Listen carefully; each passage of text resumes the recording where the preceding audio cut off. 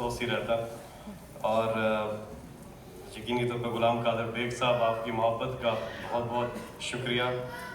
حمزہ کے تمام لوگوں کا بہت بہت شکریہ اس ہاسپٹیلٹی کا. یہاں بچے بھی ہیں, بزرگ بھی ہیں, نوجوان بھی ہیں, آپ سب کا شکریہ. شہناز سلیم حمزائی صاحبہ, آپ بہت ہی اچھی گفتگو کی آپ نے پروگرام کے آغاز میں, اور پروفیسر سعید احمد صاحب کی باتیں کی آپ نے, اور ہم جیسوں کو ہلا دیا آپ نے, اور ہلنے کی ضرورت ہے کیونکہ ہر ایک انسان, اپنی بات کروں گا, بہت ہی سیلفش ہوں میں, تو سیلف لیسنس کی طرف جانا, اس پہ آپ نے بہت ہی خوبصورت انداز میں جو گفتگو کی ہے وہ قابل ستائش ہے اور قابل تعریف ہے.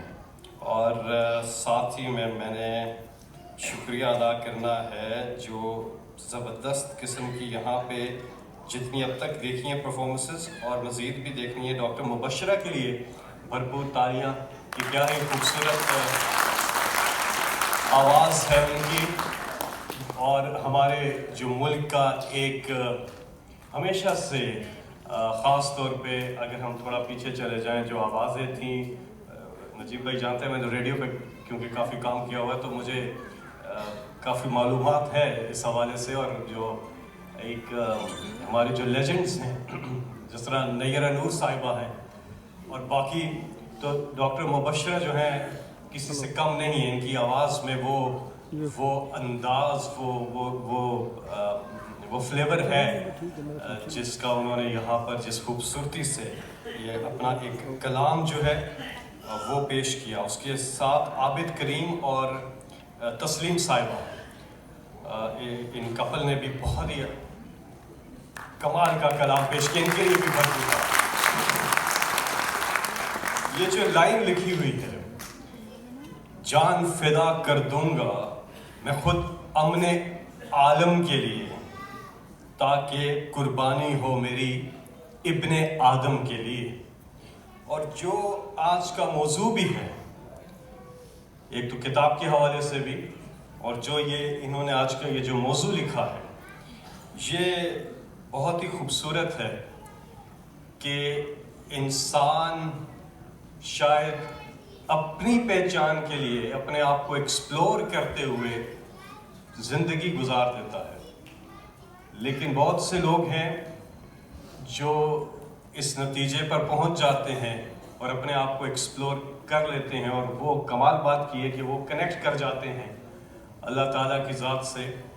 اور وہیں پہ بابا بلے شاہ کی جو شاعری ہے اس کا ایک خوبصورت حصہ ہے کہ وہ کہتے ہیں کہ پھلاں دا تو عطر بڑا, پھلاں دا تو عطر بڑا, عطراں دا پھر کڈ دریا, دریا وچ پھر رج کے نہا, مچھلیاں وانگوں تاریاں لا, پھر بھی تیری بو نہیں مکنی پہلے اپنی میں مکا. تو ایک قول ہے کہ یہ مت دیکھو کہ تم کتنے خوش ہو, یہ دیکھو کہ لوگ تم سے کتنے خوش ہیں. تو انسان کا جو پرپز آف ایگزسٹنس ہے, جتنا ہم نے پڑھا, وہ یہ ہے کہ انسان انسانی معاشرہ قائم کرنے اور دوسروں کے لیے کچھ کرنے آیا. اسی سے انسانی معاشرت آگے جاتی ہے. اگر وہ سارا وقت اپنے آپ میں لگا رہے گا تو شاید اس کو ویسے تو کامیابیاں مل جائیں, لیکن جو روحانی کامیابی ہے وہ اس سے نہیں ملے گی. اور وہی اصل کامیابی ہے. دل کا سکون کہاں تلاش کریں, کہ جب آپ لوگوں کے لیے کچھ کرتے ہیں, یہ بھی ایک قسم کی سیلفش اپروچ ہی ہے کہ آپ اپنی خوشی کے لیے, اپنی تازگی کے لیے لوگوں کے لیے کچھ کرتے ہیں. اتنا بھی ہم کریں تو اس قدر خوشی ہوتی ہے جس کا کوئی نعم البدل ہی نہیں ہے. اور میں اپنی بات مختصر کروں گا کیونکہ یہ ایسا ٹاپک ہے جس میں تو شاید پرائمری کا بھی اسٹوڈنٹ نہیں ہوں. ہمارے بڑے بڑے یہاں پہ لوگ بیٹھے ہیں جنہوں نے بے شمار کتابیں لکھی ہوئی ہیں, وہ اس موضوع پہ زیادہ ڈیٹیل میں گفتگو کر سکتے ہیں, لیکن میں اپنا آپ سے پوائنٹ آف ویو ضرور شیئر کر رہا ہوں. اور آج کا یہ پورا جو ایک فنکشن ہے, یہ ہے اصل پاکستان. ہم اکثر سنتے ہیں لوگ کہتے ہیں کہ جی پاکستان کا پازیٹیو امیج دکھائیں دنیا کو، سافٹ امیج دکھائیں. یہ بالکل ایک عجیب سی بات ہے. اس کا مطلب ہے کچھ غلط ہے جس کو آپ ٹھیک کر کے کاسمیٹک اپروچ لے کر کے دنیا کو دکھانا چاہتے ہیں. کوئی سافٹ امیج نہیں، کوئی پازیٹیو امیج نہیں. یہ ریئل امیج ہے جو ہم نے دنیا کو دکھانا ہے، اور وہ ہے ہی پازیٹیو. تو جو پرائم منسٹر عمران خان اکثر بات کرتے ہیں ان علاقوں کی، کتنے خوبصورت ہمارے یہ علاقے ہیں. دنیا میں ایسی خوبصورتی کہیں نہیں ہے جو ان علاقوں میں ہے، گلگت بلتستان میں خاص طور پر. اور ساتھ میں جو کلچر ہے ہمارا، اتنی ڈائیورسٹی ہے. ابھی بڑی پیاری بات کی کہ یہ جو ڈائیورسٹی ہے یہ آپ کو تقسیم نہیں کرتی ہے، یہ آپ کو مزید وقت دیتی ہے یکجا ہونے کا. مختلف people come from across different cultures, مختلف کلچرز کے اکٹھے ہوتے ہیں، اور یہ اچھا لگتا ہے. اور جنہیں ہم متاثر کرنا چاہتے ہیں، مثال کے طور پہ ویسٹ کو، ہم ان جیسے بن جاتے ہیں. ان کو ان جیسا بن کے ہم کبھی متاثر نہیں کر سکتے. وہ ان کی اوریجنلٹی ہے. ہم انہیں کیوں کاپی کر کے ان کو امپریس کرنے کی کوشش کرتے ہیں؟ وہ نہیں ہوتے امپریس. ہمارا جب وہ ریئل دیکھتے ہیں، اصل دیکھتے ہیں، اصل ثقافت، ہماری تہذیب، ہماری روایات، ہمارے لباس، ہماری زبانیں، ہمارا تمدن، سب چیزیں، وہ ان کو اپیل کرتا ہے. تو ہم جیسے ہیں ہمیں ویسے ہی رہنا چاہیے. اور آج اس کی بھرپور عکاسی ہو رہی ہے جہاں پہ. اور آپ دیکھیں کہ اتنا کمال کا ٹیلنٹ ہے پاکستان کے اندر. اور میں شکریہ ادا کرنا چاہتا ہوں بروشس کی جو اکیڈمی ہے ان کا، ریسرچ اکیڈمی کا، کہ آپ نے اس قدر خوبصورت پروگرام کا اہتمام کیا ہے. اللہ تعالیٰ نے قرآن پاک میں فرمایا کہ محمد صلی اللہ علیہ وسلم، ہم نے آپ کو تمام جہانوں کے لیے رحمت بنا کر بھیجا ہے. رحمت العالمین.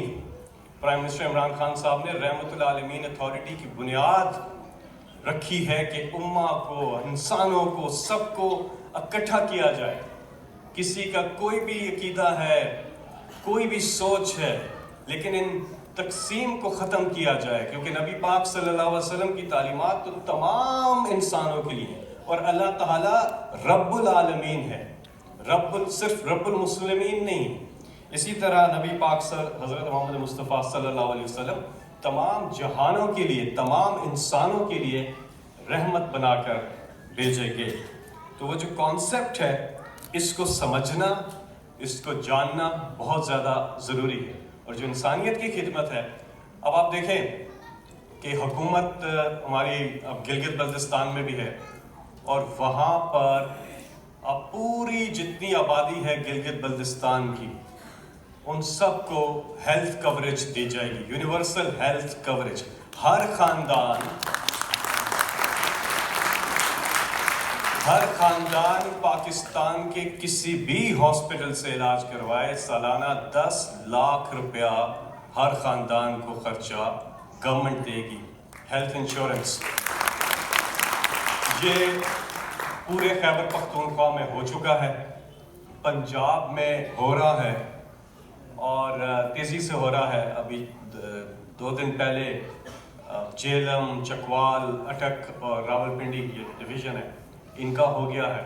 لاہور اس سے پہلے ہو گیا تھا. اور مارچ کے مڈ تک یا مارچ کے آخر تک پورا پنجاب بھی کور ہو جائے گا. پھر اسلام آباد پورا، اس کے بعد گلگت بلتستان جیسے میں کہہ چکا ہوں، اور آزاد کشمیر، پھر بلوچستان، اور سندھ کو ہم کہتے ہیں کیونکہ آپ کو پتہ ہے کہ 18th امینڈمنٹ کے بعد یہ پروونشل سبجیکٹ ہے ہیلتھ، لیکن ہم ان کو کہتے ہیں کہ بلاول قدم بڑھاؤ، ہم تمہارے ساتھ ہیں، ہم کرنا چاہتے ہیں، آپ کو پورا سپورٹ کرنا چاہتے ہیں، لیکن وہ مان نہیں رہے. اور سندھ میں خاص طور پہ بہت زیادہ ضرورت ہے. آپ سب کو پتہ ہے کہ سندھ کے جو دور دراز کے اندرون سندھ کے علاقے ہیں وہ بہت پیچھے رہ گئے ہیں. اچھا، اس سے ہوگا کیا؟ یہ جو اگر ہیلتھ کارڈ جو دیے جا رہے ہیں، یونیورسل ہیلتھ کوریج، اس سے ہوگا کیا کہ ہیلتھ سسٹم کے اندر ایک بہت بڑا انقلاب آئے گا. وہ اس طرح آئے گا کہ جو دور دراز کے علاقے ہیں جہاں کوالٹی ہاسپٹلس نہیں ہیں تو پرائیویٹ سیکٹر وہاں اب جائے گا اور ہاسپٹلس بنائے گا, کیونکہ پہلے تو ان کے پاس کلائنٹس ہی نہیں تھے. اب تو ہر گھر کے پاس 10 لاکھ روپیہ ہے, یہ سہولت ہے. تو پرائیویٹ سیکٹر جو ہے وہ دور دراز علاقوں میں بھی اچھی ہیلتھ فیسلٹیز جو ہے وہ قائم کرے گا. تو یہ پورے کا پورا ایک انقلاب آئے گا ہیلتھ سیکٹر کے اندر اگلے کچھ سالوں میں. اور یہ کام امریکہ بھی نہیں کر سکا. یہ جو یونیورسل ہیلتھ کوریج ہے یہ امریکہ بھی نہیں کر سکا جو عمران خان نے کر کے دکھایا ہے پاکستان میں.